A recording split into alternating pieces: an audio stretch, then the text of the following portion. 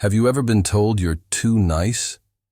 It sounds like a compliment, but sometimes deep down it feels a little off, like your kindness is being taken for granted, or worse, taken advantage of. If you've ever felt drained, resentful, or unseen despite constantly giving to others, then this video is for you. We're going to explore the surprising dark side of being too kind. Not to say that kindness is bad, but to understand when it stops serving you and starts hurting you. We'll look at the psychology behind it, why we fall into these patterns, and most importantly, how to reclaim our power without losing our compassionate hearts. Let's start with a common scenario. A friend asks you for a favor. It's inconvenient and you're already swamped, but you hear yourself saying, "Of course," before you can even think. Later you're stressed, rushing, and a little annoyed. Why did you agree? This is often the first sign of what psychologists call people-pleasing. It's not just about being helpful. It's a deep-seated, often subconscious, need for approval and validation. People-pleasers fear conflict and rejection. The thought of someone being upset with them is so uncomfortable that they'll sacrifice their own needs, time, and even happiness to avoid it. The yes comes from a place of fear, not genuine generosity. This pattern often has roots in our childhood. Maybe you grew up in a home where you were only praised when you were compliant and quiet. Or perhaps you had to take on a caregiver role early on, learning that your value was tied to how much you did for others. These early experiences create a blueprint in our minds that says, to be loved and safe, I must be agreeable and put others first. As an adult, this translates into a chronic inability to say no. You become the go-to person for every problem, the one who always picks up the slack, because that's the role you learned you had to play to be accepted. Now, let's talk about boundaries, or, for many overly kind people, the lack thereof. Think of boundaries as the property line around your emotional and energetic home. They define what you're okay with and what you're not. When you're too kind, you often have weak or non-existent boundaries. You let people walk all over your lawn, so to speak. This isn't just about big things. It's the colleague who offloads their work onto you, the friend who only calls when they need to vent, or the family member who makes constant demands on your time. Without clear boundaries, you're essentially giving everyone else permission to dictate how you spend your energy and time. The result? You feel constantly drained, overcommitted, and like you have no control over your own life. This leads to a really damaging emotion, resentment. It's a quiet, simmering anger that builds up when you feel unappreciated and taken for granted. You do so much for everyone, but it feels like no one sees it. No one reciprocates. This resentment is like a poison. It eats away at your relationships and your own well-being. You might start making passive-aggressive comments or withdrawing emotionally because you don't know how to express your needs directly. You're angry at them for asking, but you're also angry at yourself for not saying no. This internal conflict is absolutely exhausting and can make you feel incredibly isolated.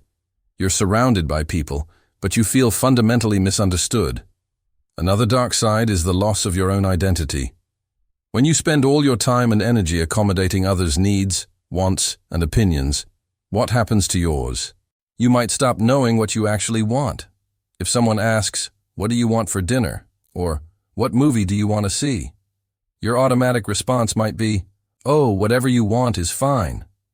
After years of this, you can lose touch with your own preferences, passions, and goals. You've molded yourself to be what you think others want you to be, and in the process, the real you gets buried.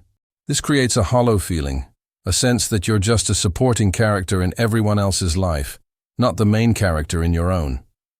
So how do we break this cycle? It's not about becoming selfish or unkind. It's about shifting from people-pleasing to authentic kindness. Authentic kindness is given freely, without expecting anything in return, but it also respects your own limits. The first step is self-awareness. Start noticing when you say yes when you really want to say no.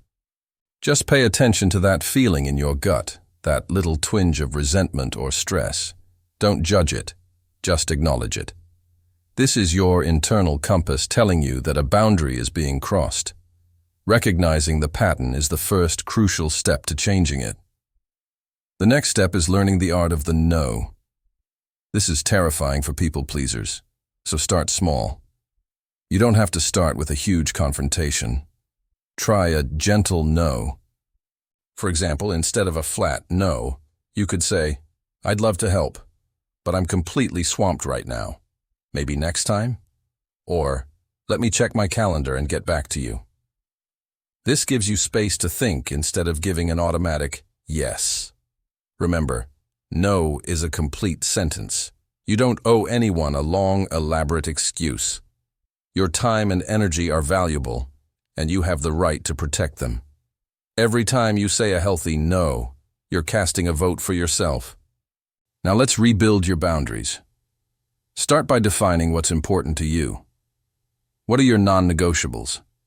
Maybe it's having an hour to yourself every evening. Maybe it's not checking work emails on the weekend. Write them down. Then, you need to communicate them. This can be done kindly but firmly. For example, "I'm making a point to protect my evenings for family time, so I won't be available for calls after 7 p.m. People might be surprised at first, especially if they're used to you being available 24/7. Some might even push back. But the people who truly respect you will respect your boundaries. Those who don't are showing you their true colors, which is valuable information. Finally, reconnect with yourself. Who are you when you're not trying to please everyone? Rediscover your hobbies, your passions, your opinions. Make small decisions just for you. Order the pizza you want. Watch the movie you've been dying to see. Take that solo walk in the park. These small acts of self-love help rebuild your sense of identity. They remind you that your needs matter. True kindness begins with being kind to yourself. You cannot pour from an empty cup. When you are rested, respected, and fulfilled, your capacity for genuine, joyful giving expands immensely. You'll be giving from a place of abundance, not obligation. Breaking the habit of being too kind is a journey, not an overnight fix. Be patient and compassionate with yourself. You're unlearning years of conditioning, but by practicing self-awareness, learning to say no, setting healthy boundaries, and reconnecting with your true self, you can transform your life. You'll move from being a drained people pleaser to a genuinely kind and empowered person, building healthier, more authentic relationships along the way. Your kindness is a superpower, but only when you learn to wield it wisely, starting with yourself.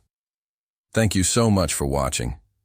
If this resonated with you, please let me know in the comments below. And don't forget to like this video and subscribe to the channel for more insights on building a healthier, happier life. See you next time.